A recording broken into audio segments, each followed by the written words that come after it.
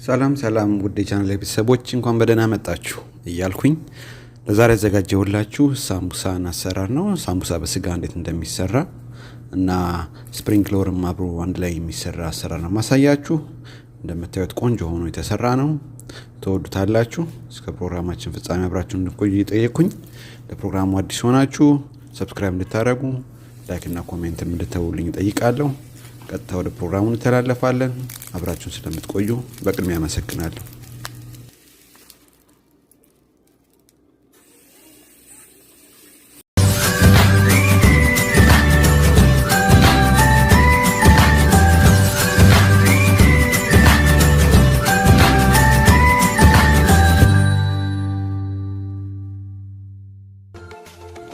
እንኳን በደህና መጣችሁ እያልኩኝ አሁን እንግዲህ ወደ አሰራሩ ነው የምንሄደው። እንደምታዩት ስጋችንን መጥበሻ ግለን እንጠብሰዋለን ውሃው እስኪተፋ ድረስ። ብዙ ጊዜ ያው ፍሪጅ ውስጥ የሚቀመጥ ስጋ ስለሆነ ውሃ ይይዛል።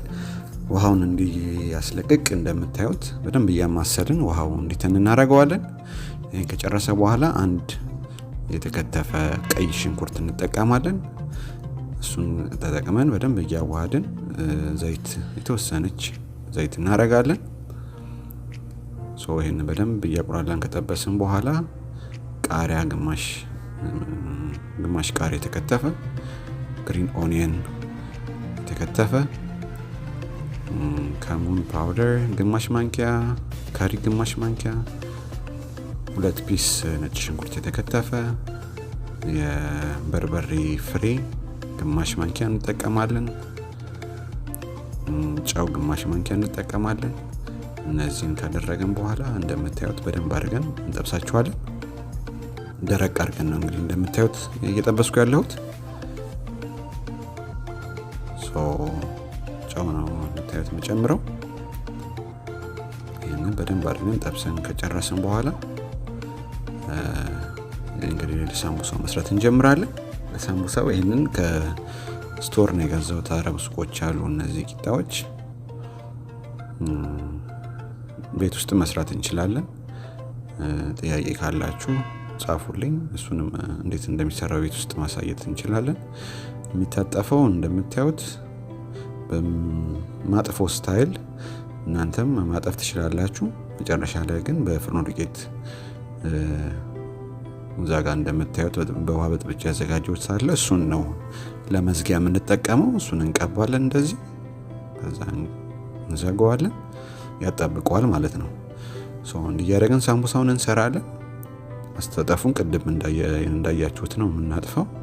መጨረሻ ላይ እንዳልኳችሁ የፍርኖ ዱቄት በውሃ የበጠበጥኩትን እንደማጣበቂያ ነው የምጠቀመው። በተመሳሳይ የስፕሪንክለሩን ስንሰራ ዙሪያውን ሊጡን እንቀባዋለን። እየጠቀለለን እንደዚህ እንደምትመለከቱት እንደዚህ ያደረገን እየቀባን እየጠቀለልን እናስቀምጣለን። በተመሳሳይ መጥበሻ እናዘጋጅና ዘይት አድርገን እናግላለን። ይሄንን ስንሰራ ሃይ ሂት ላይ አድርገን መጥበሻችንን የተወሰነ ዘይት አድርገን ከጋለ በኋላ ያዘጋጀነውን ሳምቡሳ በምታዩት መልኩ እንጠብሰዋለን። ሳምቡሳችንን እንዳያርብን እንደምታዩት እየገለበጥን እያየን ከለሩ እንደዚህ ጎልደን ብራውን እስኪሆን ድረስ ጠብቀን እያወጣን እየጠበስን እንቀጥላለን ማለት ነው። በተመሳሳይ ስፕሪንክለሩንም እንደዚህ እያደረግን ጎልደን ብራውን እስኪሆን ድረስ እየጠበቅን እያገላበጥ ነው። ሲደርስ ከለሩ ይህን ሲመስለን እናወጣዋለን ማለት ነው። እንደምታዩት ቀላል ነው፣ ጊዜ ቆጣቢ ነው። የምትወዱት አሰራር ነው። በምስር መስራት ይቻላል፣ በሩዝ መስራት ይቻላል፣ በአትክልት መስራት ይቻላል። የምትፈልጉት ካለ ኮሜንት ማድረግ ትችላላችሁ። እንሰራዋለን አብረን። በምታዩት መልኩ ቆንጆ ሆኖ ወጥቷል። እንግዲህ ከቤተሰባችሁ ጋር ከልጆቻችሁ ጋር ሰርታችሁ ኢንጆይ እንደምታደርጉ ተስፋ አደርጋለሁ። በዚህ አጋጣሚ ሰብስክራይብ ያላደረጋችሁ ሰብስክራይብ እንድታደርጉኝ፣ ላይክ እና ኮሜንትም እንድትተውልኝ እጠይቃለሁ። ሳምቡሳውን እንደምትመለከቱት ቆንጆ ሆኖ የተሰራ ነው። በጣም ነው የሚያምረው። አሁን እናየዋለን እንዴት ክሪስፒ እንደሆነ። ቆንጆ ተደርጎ ነው የተጠበሰው።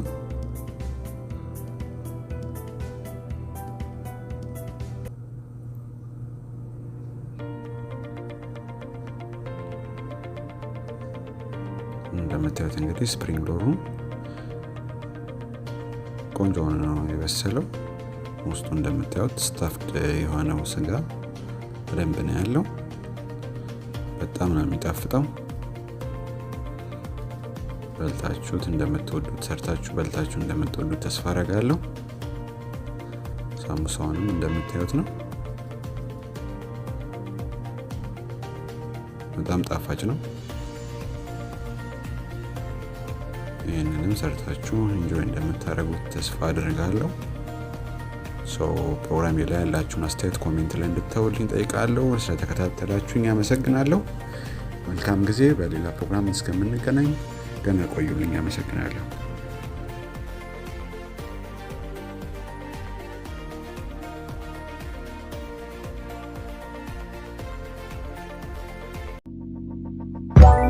Let it go.